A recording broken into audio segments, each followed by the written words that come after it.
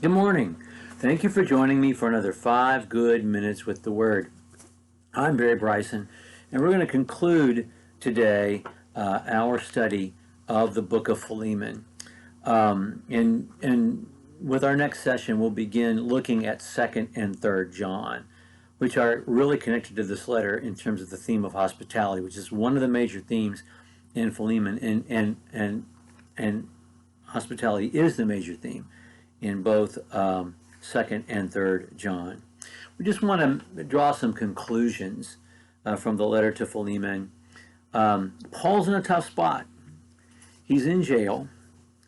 He's writing to a congregation in turmoil where there are false teachers. He has this guy that he's known for a long time, this guy that he loves and who loves him back. And they have this very deep relationship of mutual love and respect and care and concern. And he's there in that church, and Paul needs him in that congregation to be the good. In fact, he's hosting the church. Philemon is hosting that church. And Paul needs him there, and he needs him as a good influence in that congregation. There's a preacher at that congregation that Paul suspects might not be up to the task. He ends the letter to the Colossians by saying to the preacher there, do your job. And also complicating matters is the topic of Onesimus, the runaway slave from Philemon's own household who has done him some sort of harm, that Paul has met in prison, that Paul has converted, and that Paul now, out of respect, not because he's legally obligated to, is sending back to Philemon. And he expects Philemon, asking Philemon to set Onesimus free and to send him back so that he can be of service to Paul in Rome. And we looked at this letter as a textbook of how you influence people when you really don't have any more leverage than moral authority and words. And Paul has given a textbook of that. And I just want us to notice or remind ourselves of the three larger categories that we talked about. We talked about the first one is love and relationship. Paul's ability to persuade is only possible because he and Philemon love and respect each other and treat each other with love and respect, and they've had a relationship with each other for a long time. The second tool that he uses is propriety. You have certain obligations because of hospitality, because of social norms, because of our relationship. And you will violate that propriety if you violate my request, if you deny my request. And then there's accountability, in which Paul says to Philemon, I may not be there to make you do the right thing, but if you don't do the right thing, I'll know it, my coworkers will know it, your whole church will know it, the church at large will know it, God will know it. And so there's accountability. Let's not forget those three major tools that he uses: love and relationship, propriety, and accountability, because they're the tools that we have as well. Jesus said in the Beatitudes, blessed are the peacemakers. There's a difference between a peacekeeper, which is a missile, and a peacemaker. Tito in Yugoslavia was a peacekeeper, but once he died, we found out that he was not a peacemaker.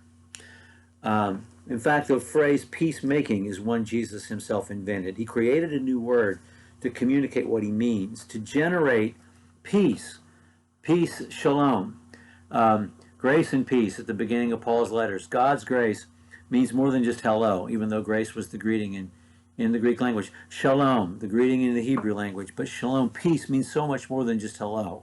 It means more than aloha. It means more than even everything that means. Shalom means the appropriate balance in relationships. It means that things are right the way God intends them to be.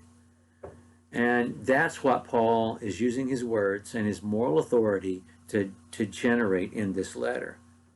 So even though he uses some tools that we might frown upon, like guilt and debt, he doesn't use violence, and he doesn't use emotional violence or physical violence as a threat against against Philemon to do the right thing. We would do well to spend a lot of time in this book, especially when we're faced with a similar, seemingly unnavigable situation where when we need someone for good purposes, and at the same time we need to hold them accountable to a bad choice we know they want to make. It's so easy to just go off the rails, to be mean, to be nasty, to be emotionally or even physically abusive. That is not what Paul did. How did this turn out? I don't know, and you don't know either. If Onesimus was not set free, if Philemon made the wrong choice, Paul has done everything he possibly could to make peace and to ensure a good outcome. I suspect that if Philemon is the man Paul describes him as being, that Philemon would have done the right thing. That Philemon, even if he had to grit his teeth to do it, even if his heart wasn't completely in it, in his head would have known, there's no way. There's no way I can do the thing that my impulse tells me to do. I have to do the right thing. And sometimes that's how we have to be obedient. There's no shame in that, in doing the right thing because we know we're obligated to.